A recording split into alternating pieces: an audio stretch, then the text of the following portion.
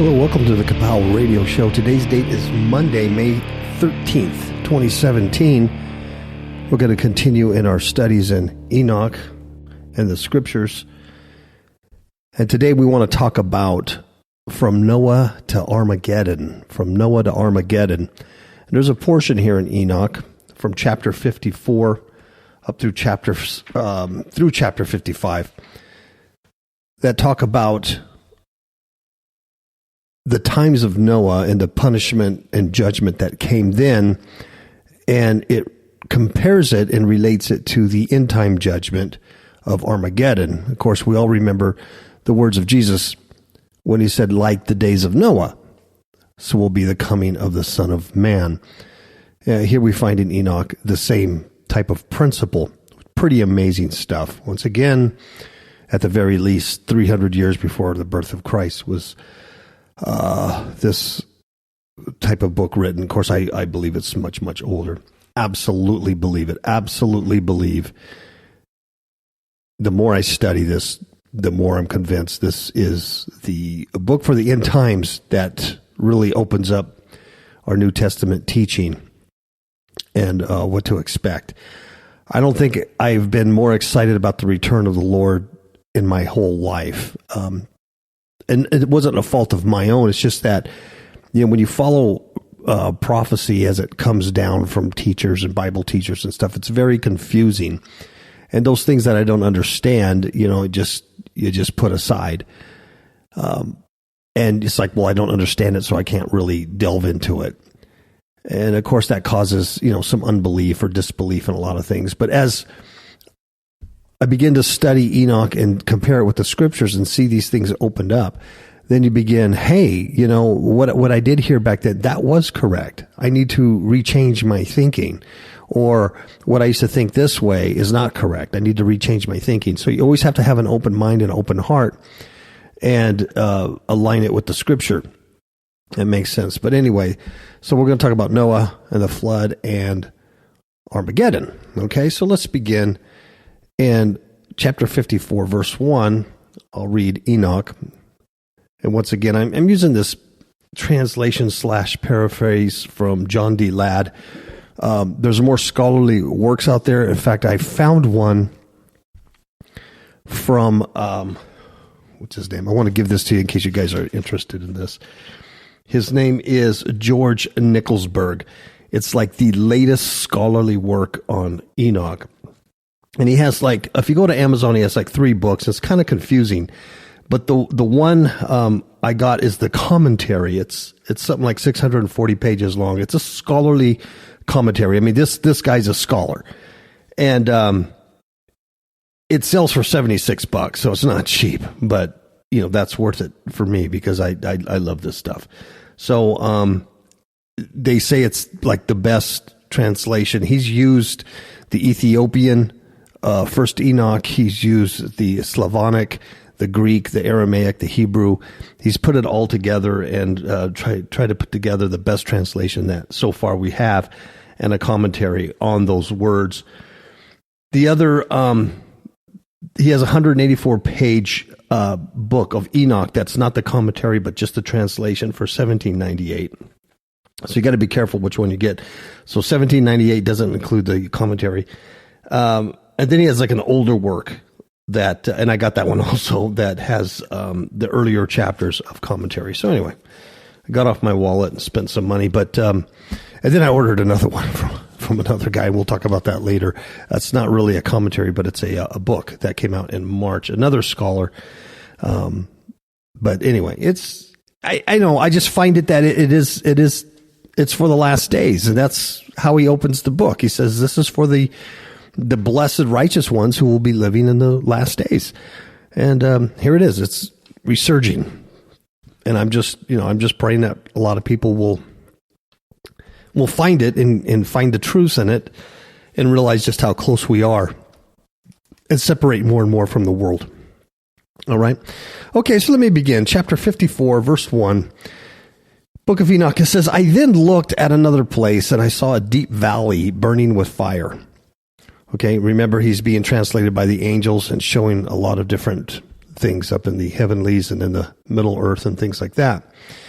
Verse 2, he says, the kings and rulers of the earth were thrown into that valley of fire. So right there, you have to ask yourself the question, who are the kings and rulers of the earth that Enoch sees thrown into a valley of fire? Well, I'm going to show you these are not human kings. This is not the president of the United States, and it's not the president of Russia or prime ministers. These are angelic beings. These are those hidden beings that have been running the show, running the earth since the flood, since the days of Jared, when they came down and mated with the daughters of men. That's really what it's all about. That's what Jesus Christ came to reverse, and he reversed that through his salvation. It's something that's imperative to understand so you do know what you're saved from and why you're saved from it. It's a reversal of Mount Hermon. It's a reversal of what the Watchers did. So that's who they are, because Enoch himself tells you in verse 5 who they are. It says, these are for the host of Azazel. Azazel. So that's who they are. They're not earthly kings. They're kings and rulers of the earth. Well, that helps you when you start reading New Testament passages and also Old Testament passages and other things. And it talks about the kings of the earth, the mighty of the earth. You know, they're talking about these fallen angels, these fallen watchers. Some today call them aliens, some call them Illuminati. You call them whatever you want, but there are the hidden ones behind the scenes, using their children, their disembodied spirits of their children, their giants, what we would call demons or wicked spirits or spirits, to lead men astray, to lead the world astray. That's the total purpose. That's what you're dealing with. That's why Paul says we battle not against flesh and blood, but against spiritual wickedness in high places, principalities and powers, things like that. See how this all kind of makes sense? So in verse 2, like I said, the kings and the rulers of the earth were thrown into that valley of fire. Verse 3, I watched as they made heavy chains. They're talking about the other angels for them. The angels of punishment made heavy chains for them. Chains. I asked the angel, quote, for whom are these chains made? And he answered, these are for the host of Azazel. So that shows you who the kings and rulers of the earth are at the point. Azazel. They will be thrown into the lowest part of hell, or Sheol, or what Peter calls, for 2 Peter 2, 4, and 5 calls hell. It's translated hell, but it is the Greek word Tartarus, which is the lowest part of Sheol. It's the Greeks called it Tartarus. That's in your King James Bible. And that's what they're talking about. They're thrown into the lowest part of Tartarus, or hell. And their jaws will be covered with heavy stones, as the Lord of Spirits has commanded. So this is for the cause of the flood, for the cause of the first destruction of the earth. All right? This is not the valley of fire. You have to understand, all of this is prophetic. Enoch in verse 1 is seeing a deep valley burning with fire. He's seeing the kings and rulers thrown into this valley of fire. When he asked about that, the angel says, these are the host of Azazel, which means are the armies of Azazel. They're the other fallen angels that came with Azazel. And they're thrown into the lower parts of Tartarus. Now, that is not the valley of fire. This is the prison that they're in until the final judgment day. And so that's important to understand. In verse 6, Michael, Gabriel, Raphael, and Phanuel, these are all the angels of God, archangels, will bind them and throw them into the furnace of fire on that day. So right now they're in Tartarus, they're bound, they're earthbound in the earth in the lower parts of Sheol until the day they're actually thrown into the valley of fire or the lake of fire for eternal punishment for what they did. So he says, they will bind them and throw them into the furnace of fire on that day. Thus the Lord of Spirits will have vengeance on their sin, for they became servants of Satan and led astray people of the earth.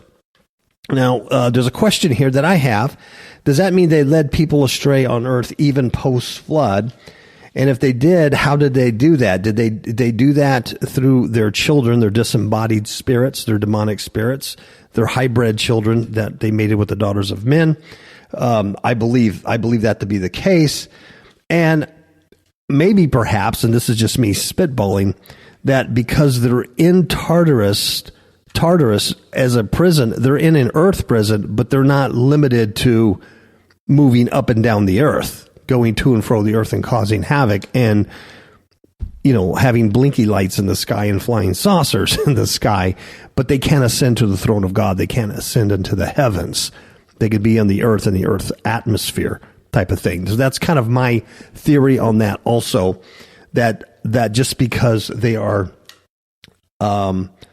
thrown into the lowest parts of hell or Tartarus and covered with heavy stones, which means they're in the middle of the earth and this the hollow earth type of thing, doesn't mean that they are inactive. They won't be inactive until the very last days. In fact, Revelation talks about these angels who are underneath the river Euphrates, prepared for a year, a day, a month, or whatever, for that time to come out and wreak havoc in the last days. So they're going to be released anyway, but somehow either they or new watchers who've come post-flood and mixed their seeds, either way, what you have is an unseen realm, unseen angelic realm, call them watchers, aliens, whatever you will, running the show. People like Putin and Trump and the world leaders, they're human. They're just human puppets to the kings of the earth, the real kings of the earth. So you need to understand that. So where your evil comes from. All right. So in verse 7, in that day, okay, now we're back to the flood. In that day, the punishment of the Lord of spirits will come, and all the storehouse of water above the earth and the water from within the earth will come. These waters will join the male and female. All those who dwell on the earth will be destroyed. When the floods come, many will cry out and admit their sin, yet they shall die in the flood. So Enoch it's the writings talking about the flood, but while it's talking the flood, it's shooting into the future, into that last day when they're thrown into the valley of fire also. So, because it's all one. You understand? And I'm going to go back in greater detail. I just want to read that to you. I want to read Enoch to you, then I'll go back into some greater commentary. Chapter 55, verse 1, Enoch says, this is the first book of Enoch, the only legitimate book of Enoch. 55, verse 1 says, after this, the head of days repented and said, I have destroyed, that's past tense, I have destroyed by the flood those who dwell on earth. And now here's future tense. But I must yet judge the fallen angels who caused this sin.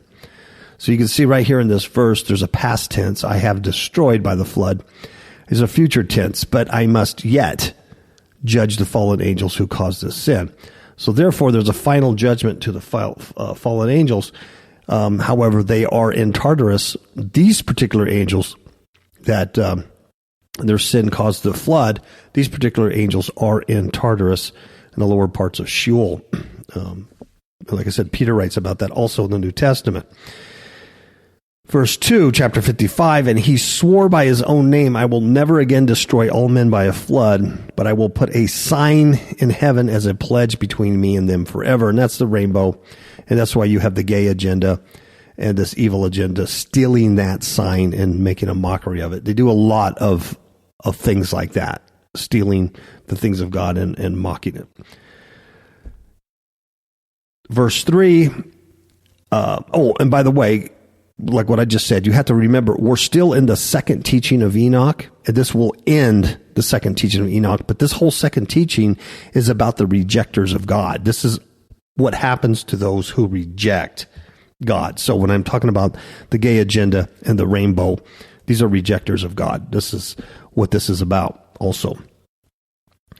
So he says, I'll never destroy the world by a flood. I'll put a sign in heaven, a pledge between me and them forever. And that ends the talk of the flood. That kind of ends that right there. And then it goes on and it says, however, at my command, now he's talking back in the future, the day will come when my angels shall bind those fallen angels. This is still future tense, both for Enoch writing this. It's future post-flood, and it's still future for us right now. However, at my command, the day will come. This is the day of the Lord, when my angels shall bind those fallen angels, and my anger and wrath will be finally executed upon them. Finally. So this is still future post-flood. So I hope you can understand that in these passages I just read to you, there is a talk about the flood, which was still future for Enoch, but it's our past, the flood, and the angels that caused the sin that caused the destruction of the earth the first time, and where they're at. They're put into the lowest parts of Sheol, the middle earth, the hollow earth. They're put in there. Whether you believe the earth is round or flat doesn't make much difference. It doesn't make much difference, really. There is a center, a hollow earth. There's Sheol down there. There's a whole land down there. And this is a part of where they're at. And so I personally believe that they're earthbound. I don't know if they're necessarily inactive, but they are earthbound. They can ascend into heaven at this point. And then at the last days, they will be judged and thrown into a valley or lake of fire eternally. Okay. Chapter 56, verse 1. Now we're talking about the day of the Lord. Now we're getting into some Armageddon stuff. So we're going from the flood to Armageddon, from Noah to Armageddon. As in the days of Noah shall it be in the days of the Son of Man when he returns. And it says, and I saw many angels of punishment holding chains of bronze and iron. And I asked the angel of peace who was with me, where are the angels going with these chains? And he answered, each of these is going to the one they were to have been a guardian angel, and they will lead them to the great valley. Perhaps this term guardian angel, perhaps, and this is once again Paul spitballing here, it's just another term for a watcher, for one who guards, one who should have been a watcher that was assigned to assist mankind in their development and growth in their technology. What happened with these fallen angels, these fallen watchers, they showed man technology that wasn't necessarily all bad, but some of it was way before the time they should have had it, type of thing. Azazel is accredited with like the most egregious crimes, and that was teaching men war and giving them weapons of war, though we don't quite know what those weapons were. I would imagine they were something similar to what we have today. There are places in India where there is what they call this is a fusion of such high heat and rock that it turns to glass. And also the ancient, Indian writings talk about flying machines. That's where you get the flying carpet and all this stuff. These weapons of war that go way, way, way back. So let me continue. And so they're going to get these angels. The angels of God are going to gather these angels that should have been guardian or, watching, and they're going to lead them to the great valley. And that valley shall be filled with these sinners. They're called sinners. And their days of causing others to sin will end there. So that makes me think that they're still causing others to sin today and not just pre-flood. That they're still part of sinning, which would make sense. It would make sense that after the flood, the atmosphere changed, the greenhouse effect changed, men started living much, much shorter period of times, the environment changed, and perhaps they could not continue on their hybrid program like they were before, but have taken years and years to perfect it. And this is where you get these hybrid things like gray aliens and these flesh suits and things like that. I'm spitballing here, but I'm just trying to stimulate some thinking here. And verse 4 of chapter 56 says, that valley shall be filled with these sinners, and their days of causing others to sin will end there. And like I said, it reads as if the bound angels in Tartarus still have ability to cause others to sin. I'm not absolutely sure about this, but it kind of reads that way. And so perhaps being bound in Tartarus restricts their movement to the heavens, but it leaves them earthbound, in our atmosphere. And these are the blinky lights you see. These are the cigar shapes going into volcanoes. These are the flying saucers, the UFOs, the lights in the sky. That's what you're seeing. But yet they're still active on earth. And obviously they still use their disembodied children, their demons, to afflict men. That's obvious. And chapter 56, verse 5, it says, in those days, the angels will cause trouble for the Parthians and Medes. And what angels are you talking about? I think he's talking about the Tartarus fallen angels are released, and they're still active, but they're released to create havoc in those last days of the tribulation that brings on Armageddon. In those days, the angels will cause trouble for the Parthians and the Medes. Where are those people located? Those people are located in the Middle East. In the Middle East, that's where Armageddon is. And an evil spirit shall come upon these evil rulers and cause them to leave their thrones. Now, I do believe those evil rulers are humans that are possessed of the devil. And they get influenced and caused to leave their thrones to go to war. And they will come like lions and hungry wolves to a flock of sheep. They're going to go out to destroy. They're going to make war. This is all in the Middle East area. It's going to be global, though. And here we talk about Armageddon in verse 6, chapter 56. They shall come to the land of my chosen ones and trample the land with their armies. Now, before you get all excited and see Israel here, this isn't Israel. The land of the chosen ones is not Israel. The land of the chosen ones is where Christ's army comes back to Armageddon to fight the beast, the Antichrist, the false prophet, and all these fallen angels. And they're finally destroyed. If you're not fighting now, spiritually, you're not in the fight now, you're probably not going to be fighting later on when you come back to earth as a warrior. I'm just saying, if you can't run with the footmen, you're not going to be able to run with the horsemen. If you can't serve God in a time of peace, like where we're at now, you're not going to serve God in a time of famine and war. It's imperative. Spiritual warfare is imperative. I'm not trying to sell a book here or give you a shameful commercial, but if you don't understand spiritual warfare, you don't have a grasp of it, or you think it's for other people to do and not you, you really need to get our book, Demons in My Marriage Bed. It's not about marriage. It's for everybody. We titled it Demon in the Marriage Bed because Lynn and I are married and we went through all this stuff and it had something to do with our marriage.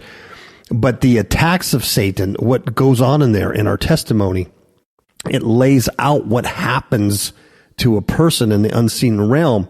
But the second half of the book is all a training manual about spiritual warfare. It's about how to recognize the tactics and how to deal with them spiritually. It's imperative that you have this in your life.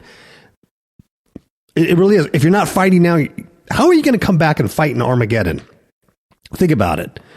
If you're a policeman sitting in the car with the doors locked because you're scared to get out and confront, the gang members on the street, how are you going to pass probation? How are you going to be a real cop? I'm just saying. So I'm not trying to give a shameless commercial plug, but our book, Demons in a Marriage Bed, you can get it on Amazon, or you can go to fifthhookmedia.com. It has all our books there. Read about it. It's dirt cheap. It's, I don't know, it's $10, $11. It's good stuff. All right. So, they shall come to the land of my chosen ones and trample the land with their armies. The land of the chosen ones is Armageddon. Christ is going to come back and fight, and you, if you're a Bible believer, warrior right now, are coming back with him. When they reach the city, these are the evil angels and the Parthians and the Medes, the kings of the earth, or the rulers that are stirred up, when they reach the city of my righteous ones, once again, that city is not Jerusalem. That's not Israel. That has nothing to do with the nation state called Israel today. That is Armageddon. That's where Christ and his army, they're the chosen righteous ones. You've been raptured at this point, and you're coming back in the last days in the battle of Armageddon to destroy or to assist in destroying all the evil.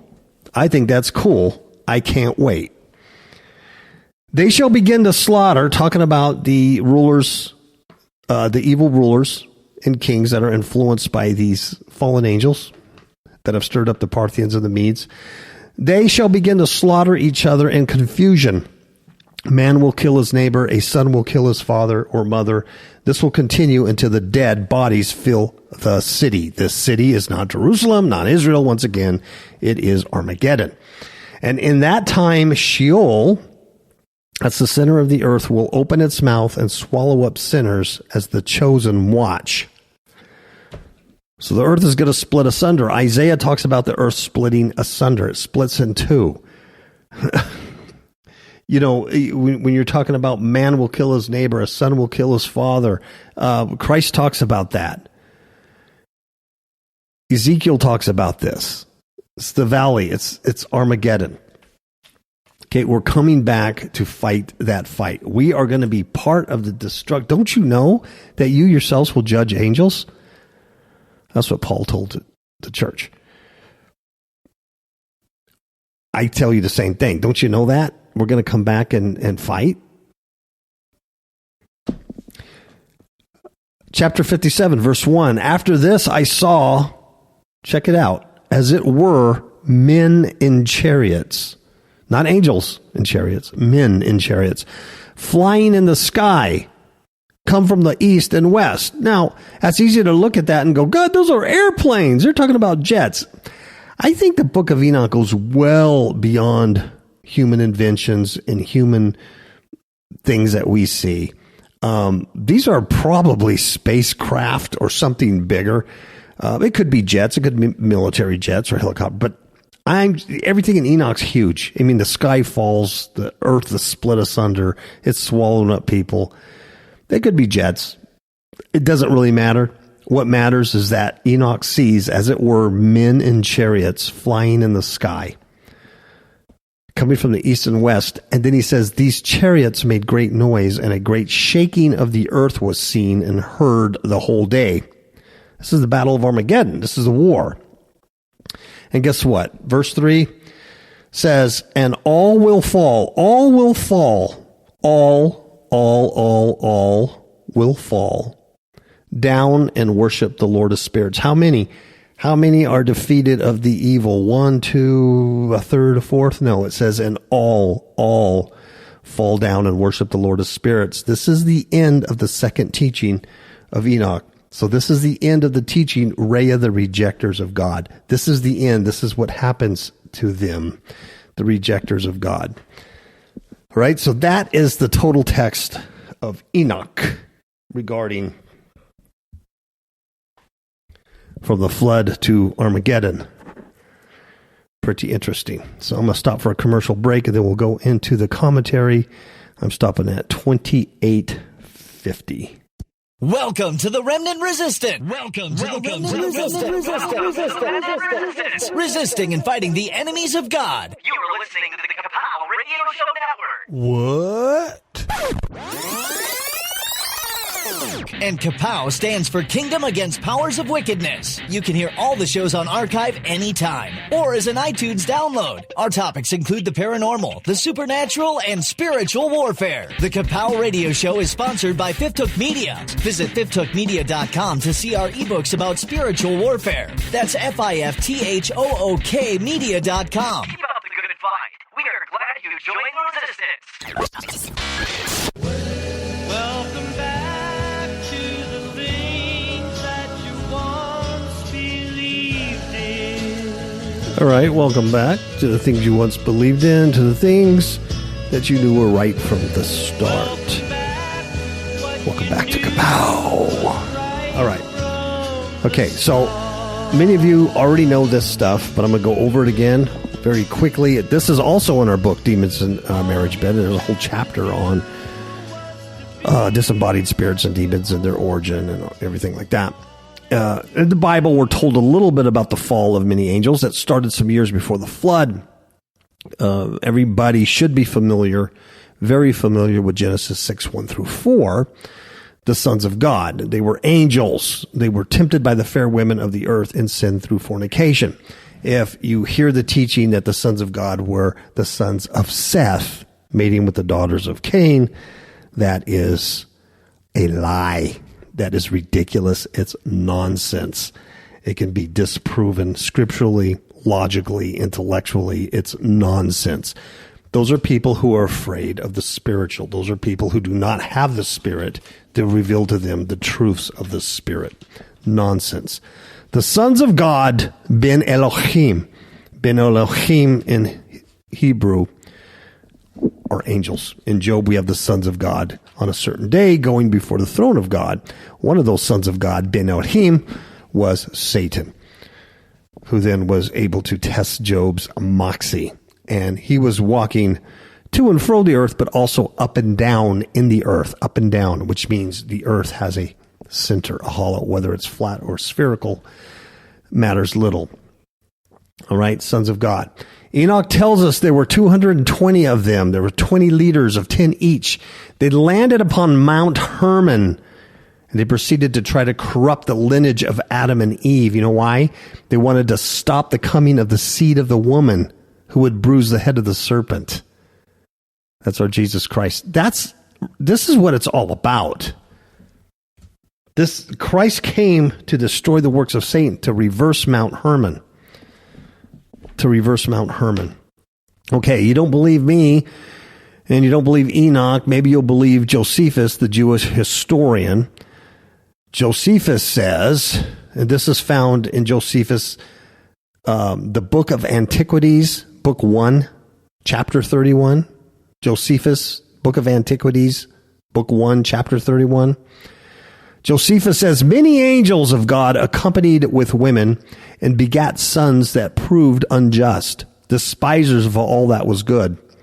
These men did what resembled the acts of those the Grecians called giants. Josephus said that, historian. The Grecians called giants. What does that mean? When you read the Greek mythology of Zeus and Hercules and all the gods, the giants, the tyrants, there is a kernel of truth into those things. Those things existed. The ancients knew this. Only today are we stupid and don't realize our own past. And it's to our detriment, because Hercules was a bad dude, right? You wouldn't want to face a Hercules. You wouldn't want to fight him, right? Well, guess what happened to his spirit when he became disembodied? He became a demon. Now that demon is visiting you at night. What are you going to do? You going to fight Hercules? I don't think so. The ante-Nicene fathers are also referring to angels. They refer to them as falling into impure love of virgins, and were begotten of them those who are called giants. Now that's found in Volume 2, page 142, also Volume 8, page 85, 273 of the ante-Nicene fathers, the writing. In the Old Testament, the New Testament teach that angels committed sex sins, lived contrary to their nature. Obviously, we have Genesis 6, 1 through 4, which you should know very well. The sons of God saw the daughters of men. They were fair. They took them wives. There were giants or Nephilim in the earth in those days. Also after that,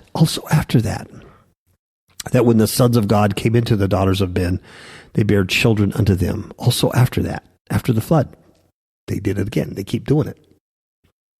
2 Peter 2, 4 through 5 says, for if God spared not the angels that sinned, but cast them down to hell, which is the Greek word Tartarus, and delivered them into chains of darkness. Wow, that sounds just like Enoch and his chains that he saw.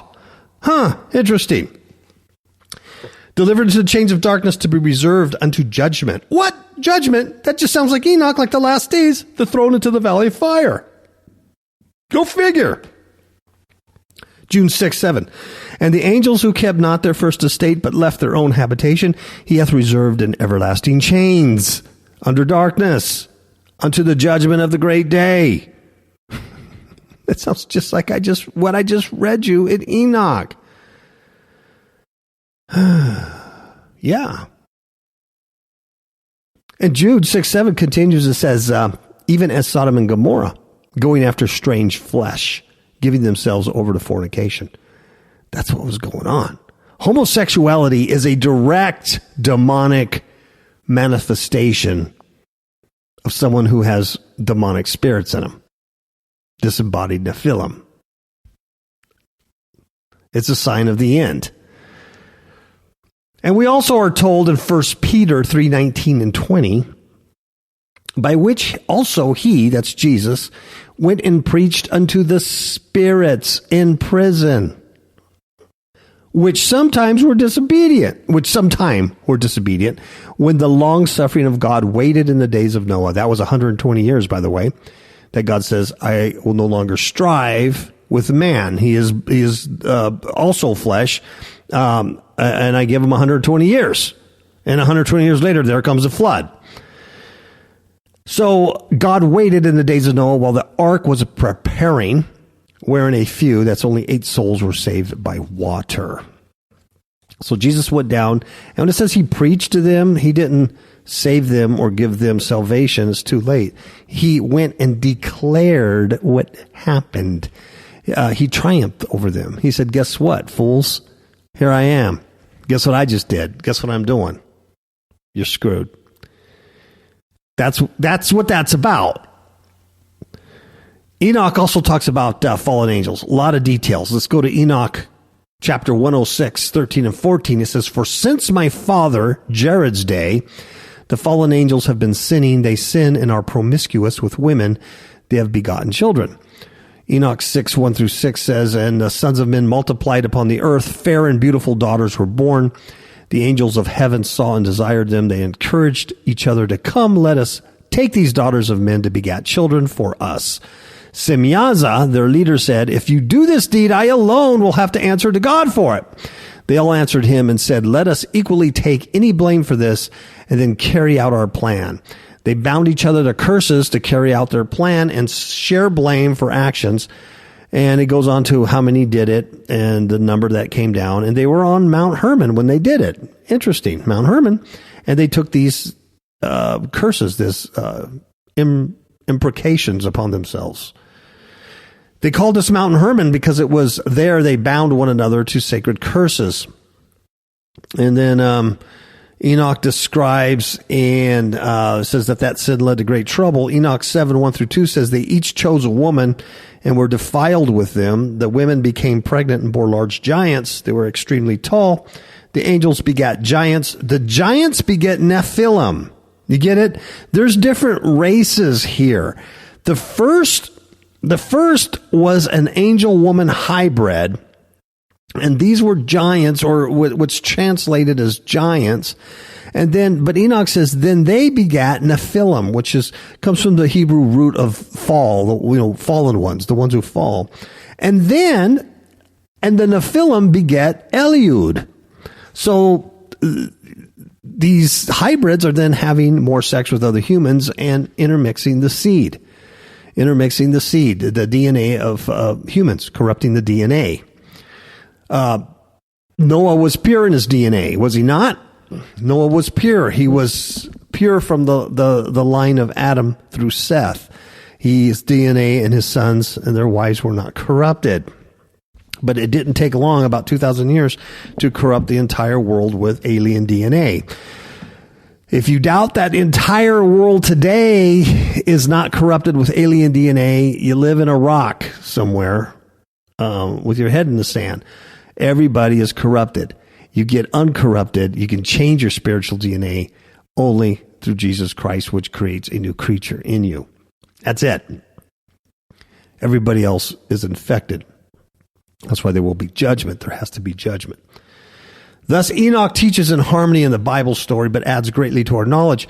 The angels in Scripture are all male that we see. God didn't create them to reproduce, yet they did possess the power to do so. That's obvious. Now, in Enoch 15, 6 through 7, we read, "But you were made eternal, immortal for all the ages." Because you're angels, right? "So I did not make you to beget children. You were made for heaven, not earth." You dig it? These were heavenly children. They're angels. They were not made for earth. They didn't have to reproduce. They're immortal already. Let's go to Matthew 22:30, when Christ is reprimanding the scribes for their ignorance. He says, "For in the resurrection they neither marry nor are given in marriage, but are as the angels of God in heaven." You get it? Enoch writes, "I did not make you to beget children. You were made for heaven, not earth." Jesus says they are as the angels of God in heaven. The angels of God in heaven do not marry. They're not given in marriage. They don't have to reproduce. That's what we're going to be like when we get resurrected. We're going to be like the angels of heaven, not like the angels that are now on earth that decided to leave their first estate. The purpose of marriage and the begetting of children is to replenish the earth. Since man is mortal, he needs to bear seed to carry on life.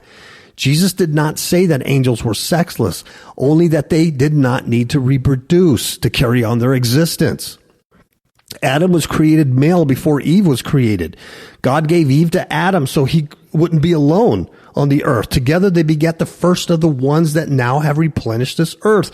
The angels have no need to reproduce since they are eternal. Yet since they are all male, the possibility to reproduce is there. During Enoch's time, many were leaving their first estate and succumbing to temptation. Enoch 10, verses 11 through 14. Then the Lord told Michael, "Go tell Shemyaza and those with him who have corrupted themselves with women after you have seen your sons devour each other." What does that mean? War. They were giving a war. Just like the days of Noah, it's going to be like the days of the Son of Man. Look around you.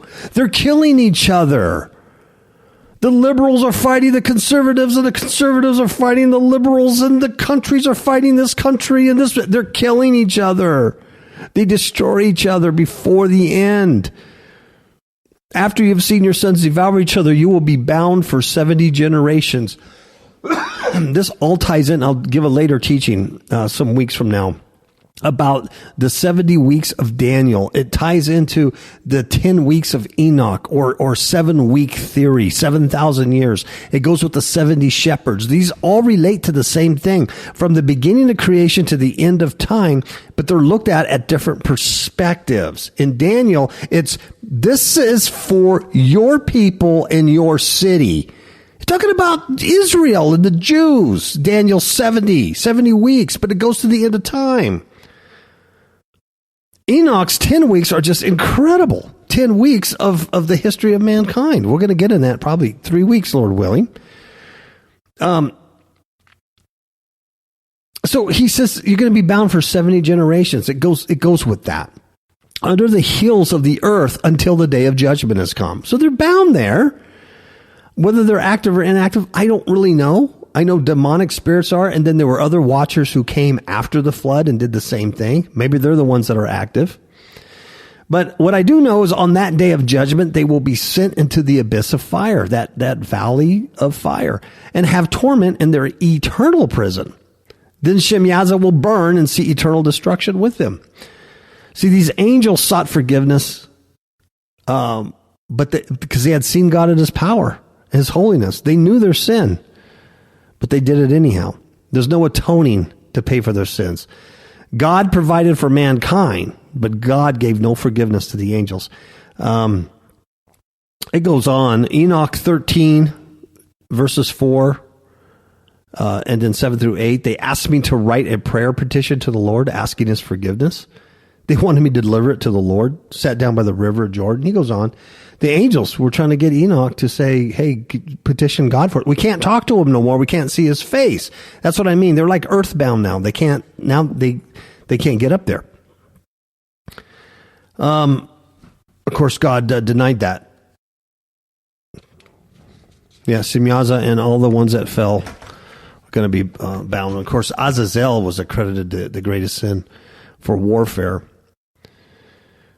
Let's see. The giants in Enoch 7, verse 4 through 5, the giants then begin to devour men. This is what happens when they hybrid. Then they begin to devour all kinds of birds, animals, reptiles, fish, finally each other's flesh. Here's cannibalism. And they drink blood. Here's vampirism. You listen to Freedom Friday, our last show, we talk about cannibalism and blood. This is part of the end days behavior, manifestation of these fallen ones and their children. Their end came at the time of the flood. Just before the flood, God allowed a war between the giants to occur. They began to kill each other. The flood killed all the remaining giants and their descendants. God didn't want this corrupted seed of mankind to prevent Jesus from being able to come and die for all of mankind. By being a direct descendant of Adam, the seed had to remain pure. God found Noah perfect. The word perfect is tamim, meaning bodily perfection, not moral perfection. It means Noah was directly ascended from Adam without angelic corruption of his seed. So God saved Noah and his family. There was only 8 that were able to be saved. Everybody else was corrupted in their seed. He wiped out the results of the sins of the fallen angels. Enoch also tells us that the source of some of the demonic spirits that dwell on earth is the spirits of the giants born to these angels. See, you start just reading the Bible and you go to the New Testament and you go, where did demons come from? Obviously they existed. Jesus is casting them out. He's talking to them, all kinds of stuff. You have no idea where they come from. Enoch tells you this in chapter 15, 8 through 12, 16 and 1. He says, now the giants that you have produced will become evil spirits upon the earth. This is God telling this to the fallen angels. They will be bound to earth because they were born from the fallen angels. These will be called spirits of the evil ones. Evil spirits. The dwelling place of the spirits of heaven is in heaven. So there's spirits in heaven, But there's also spirits on the earth. I'll continue. So likewise, the dwelling of spirits born on earth is earth. These spirits of the giants shall attack. Here's what demons do to you, folks. Demons, these spirits of the giants shall attack, fight, break, and cause sorrow. They will eat no food, nor thirst, nor will they be seen. These spirits will be against the men and women of the earth because they came from them in the day of destruction. When the giants die, their spirits will leave their bodies. Their bodies shall be destroyed until the great judgment day when their final end of judgment will come. In other words, demons are here to run amok and do whatever demons do with impunity until judgment day. There's nothing you can do about it. Christ has given you authority over them. You can bind them. You can prevent them from attacking you if you live under the covenant of Jesus Christ. Otherwise, you're just flapping in the wind because there's nothing else you can do about it. That's why so many people are sick and ill, and there's so many sorrows and problems in the earth. There's so much. They're here to destroy. That's what they do, and they hate humans. They hate humans. The source of demonic spirits has always intrigued mankind. And why do they hate us so much? Why do they desperately want to inhabit the body of a person? Because they're disembodied. That's why. God didn't create them. You know that. The fallen angels created demons by having sexual relations with human women, creating some creature, some giant, and then when they die, they're part immortal already, part human, part angel, part human. God never created that. So Enoch answers these questions. The angels gave birth to these evil spirits. They'd been wicked giant beings who hated mankind. They ate men. They drank their blood. They consumed everything. And now their spirits, these same people, these same creatures roam the earth. And they miss having their own body, wouldn't you? So they seek to possess a body. Demonic possession's been a problem of this world for many centuries. And see, the darker this age gets, the more kids have come to these weird demonic video games and hypnosis through the internet and television and movies and pop culture, and follow rock stars and celebrities and take selfies. And I'm serious. And the more you entrench yourself in the alien technology and allow it to control you, the more you open up the portal for demonic control and possession. That's what they want. They want your body. They want your body. And you exorcise them out. You go to the Catholic Church and they exorcise them out in the name of Jesus. And guess what? They leave. You know why? Because they got to leave in the name of Jesus. But they don't have to stay gone. What happens is they go out. And Jesus says they go out and a spirit leaves a man. And he goes out and he's in the dry places. He doesn't like it. He doesn't want to be out in the desert. He likes that moist body. 70% water. He doesn't like the dry place. He comes back. He finds that house, that original home he was kicked out of by the Catholic priest. And that guy is all swept and clean. But guess what? He hasn't filled up his spirit, his soul seat. He hasn't filled up with the Holy Spirit. He hasn't put Christ in his life. He's still living like an idiot, right? So that spirit says, hey, it's clean and swept up. He brings 7 more spirits more wicked than him. And then they come in and inhabit that guy. The end result of that guy is worse than the first before he got the spirit kicked out of him. Now, I personally have experienced this with people, doing deliverance on people, and they were worse off than when I originally started working with them. That's why I'm really, really careful about casting out demons out of people, unless they absolutely, unequivocally are willing to repent of sin.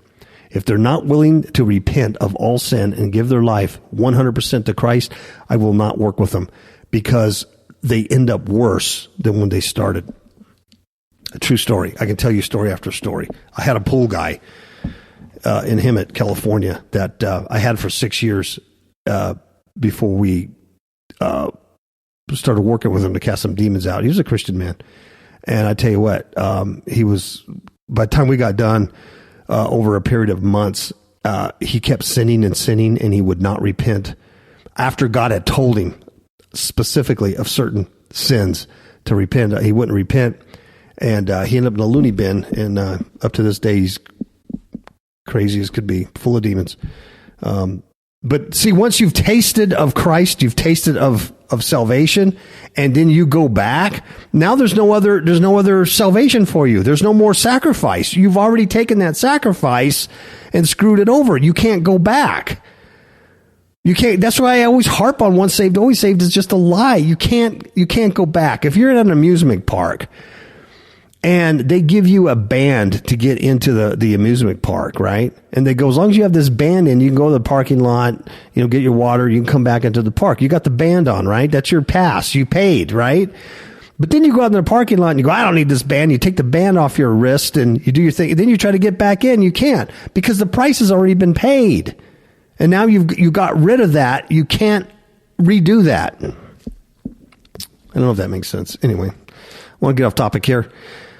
So now the giants are evil spirits on the earth, and the whole earth is ruined by the teaching of the works of Azazel. That's in Enoch 10:8. Azazel, that's a good study in itself, because that is in the Old Testament, the scapegoat Azazel sending out to the the desert.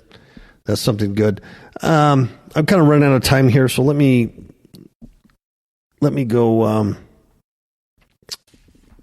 Once again, Ephesians 6:12, our struggle is not against flesh and blood, but against the rulers, against the authorities, against the powers of this dark world, and against spiritual forces of evil in the heavenly realms. You dig it? They're fallen angels, there's demonic spirits, there's earthbound spirits. They're all around us, and their whole job is to destroy you. The devil knows the signs of the times. He knows that the time is near. Believe me, he knows that. He knows that. And the first coming of Jesus Christ, the scriptures say, had they known what was going to happen, they would have never crucified him. See, because they played right into God's plan. Okay, so let me go back and talk about those end days of Armageddon. The day will come when the angels will bind those fallen angels and be executed and stuff like that. But that the last days, these things are going to be re-released in the very last days to cause all kinds of havoc They're going to get the Middle East all up in arms. And you can see that the comparison between the flood and Armageddon is there in Enoch. And it's also there when Jesus says, as in the days of Noah, so will be the coming of the Son of Man. It's not just about eating and drinking and being busy and not paying attention to when the flood comes. It's everything that was going on in the days of Noah. Also the days of Sodom and Gomorrah, where they're going after strange flesh. It's angel mixing with human. Even Daniel says about that fourth kingdom that's different than all other kingdoms. When it gets to the toes and they're mixed with miry clay and iron, that they mix their seeds. The kings of the earth in those days, I already established who the kings of the earth are. They're the angels. In those days, mix their seed with men. And that's why it's partly strong, partly weak. And I absolutely believe that's what you're seeing today. Our leadership sucks globally. There's everybody, they all suck. They're horrible people. Horrible people. The bound angels in the abyss, and Revelation talks about this under the Euphrates. They're going to be freed in the tribulation. They're going to wreak havoc on the world. At the coming of the Lord, the angels are going to bind these guys. They're going to put them in the valley of fire with their chains, and then they're going to get the white throne judgment, be punished forever. So the judgment of these angels, it begins at the flood, you see, because they're bound and put into Sheol, the center of the earth, and it continues through Armageddon, to the days of Armageddon. And then we see the chosen one, Jesus Christ, will be sitting on the throne. He's judging at the end of the tribulation. And he's throwing these into the valley of fire and Sheol. And after 1,000 years of millennial rest, then they're going to be finally thrown into the lake of fire for eternity, following that white throne judgment. And Azazel in Hebrew actually means strength of God, but there's a lot to read there in your Old Testament, Azazel, and about the scapegoat sitting out to the desert. Just a word of note here, when you're talking about these angels being released, one of the things that reminds me, and once again, I'm just spitballing, is it possible that CERN, trying to open up these parallel universes and these universes and portals and stuff, may have something to do with bringing these things out of Sheol? Could be. Could very well be. So what we do know is that darkness binds the fallen angels that are now in the abyss. They're in Tartarus. Like I said, are they still active in there or not? I don't really know. Or there are other ones, but we know they're down there. But following Armageddon, they will be led by God's angels to put in chains and taken to the valley of fire. And that's going to be close to the white throne judgment. And then they're going to wait their trial before God and then finally sent to eternal punishment in the lake of fire. And that's why the scriptures say that the lake of fire was not created for humans, but for Satan and his angels. So as a human to be thrown in there with these beings is just a very, very sad thing to happen, because it was not created for humans to be punished that way. Let's see. Jesus taught that the punishment of the scribes, Pharisees, and hypocrites would be greater than even these fallen angels. So, I mean, that's something to take, in account with false teachers. So we're talking about Armageddon. Let's talk about Armageddon a little bit before we close out. In the days of Armageddon, in the last days. Now, Armageddon, let's see, it's a valley. It's 184 miles long, totally. It's known as the Valley of Megiddo or Armageddon in Hebrew. It's also called the Valley of Jezreel in Joshua and in Judges. The Greek name for it is Esdraelon. It's a real place. So when Enoch says, the land of my chosen ones and the city of my righteous ones, talking about Armageddon, when we return with Christ to fight that. Physically, it's in the great plain, the valley-like plain in central Palestine. It lies between Gilboa and Little Hermon on the east, interesting, and Mount Carmel on the west. It's normally thought of as a triangle-shaped area near the top of Palestine, an area about 15 miles by 15 miles by 20 miles. The average elevation is about 200 feet above the Mediterranean Sea. It says the soil retains moisture in the winter rain. It has a lot of mud that has affected many battles in the past. They say crops grow to a fantastic size in the area. The trees don't really flourish on the plain, but on the borders, they really do. A lot of really nice trees. And they say that there's not been an area where more blood has drenched the land than this area, Armageddon. Gideon's 300 fought there. Elijah slew the many prophets of Baal there. Philistines fought Saul and his sons there. Jehu defeated Ahab there. Many, many more battles have been fought in this valley. So it's a valley of blood. It's a place of war. The idea of preparing for war is to sanctify, it's the religious rites to sanctify the war by making sure it was the will of God to do battle. And Isaiah even says that God calls his saints and his army, his consecrated ones, in Isaiah 13, 1 through 5. So when you're reading Enoch and it says the land of my chosen ones, you can say the land of my consecrated ones, the city of my consecrated ones or righteous ones. So it's a battle cry. It's us. In the Old Testament, the Ark of the Covenant preceded the army battle. A lot of times they consulted a prophet or a man of God before they went to war. The king often addressed the host before the battle. A trumpet sounded before the battle that signaled the call to arms. Priests often led the army, following the Ark of the Covenant, singing praises to the Lord. And all this was like preparation for the warfare of that day. And in coming back with the Lord to fight with him at Armageddon against the Antichrist and his cohorts, human, angelic, and a mixture of the two will likely have similar preparations. So you can imagine that. So we want to be prepared to fight. We want to prepare to come back. Like I said, if we're not fighting now, how are you going to fight then? You're not going to understand. If you don't start to understand now, you're not going to understand then. And I realize I'm preaching to the choir for the most part, but I'd like to remind everybody, because we have a different variety of listeners. They're at different levels spiritually.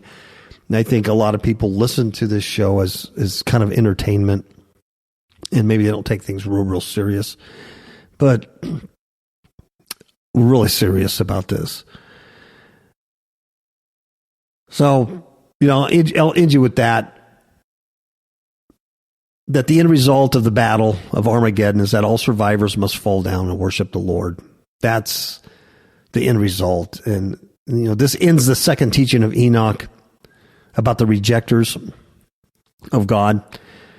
They're going to face Armageddon. These fallen angels and their human cohorts, hybrid mixtures, demons, they're all going to face Armageddon, the judgments to come. It's all waiting for them. God may delay the judgment on those who reject, but they will face judgment. God's mercy is beyond our comprehension.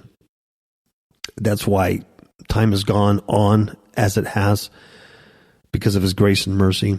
But there's a day all are going to face that judgment. And these wicked ones, if they continue to reject the conspiracy of the devil to stop the Messiah from coming, it began with the angels at Noah's time. They wanted to mess up that seed of the woman. They wanted to totally incorporate the DNA of mankind into their angelic host. And they've done a good job of it. Today you can see that. If it wasn't for Christ changing people and giving them a new nature and making a new creature, we all got this serpent seed in us. So they wanted to stop Christ from coming. So they did that by having sex with women giving birth to giants, polluting the seed, meant to corrupt the seed of woman. So a Messiah who could redeem mankind would never come. And that beginning of this conspiracy, it continues today with even more and more fallen angels and corrupted evil spirits still working to defile mankind and hoping to defeat the Messiah in his second coming. But we know that's an utter fail. It's an utter fail. There's no way they can prevent that. Even with all the technology and all the nonsense that's going on today, all the artificial intelligence and trying to live forever, the eating of blood and the science and go into space, escaping Earth, it's not going to work. We're all going to end up in Armageddon, either on the Lord's side in his army or on the other side.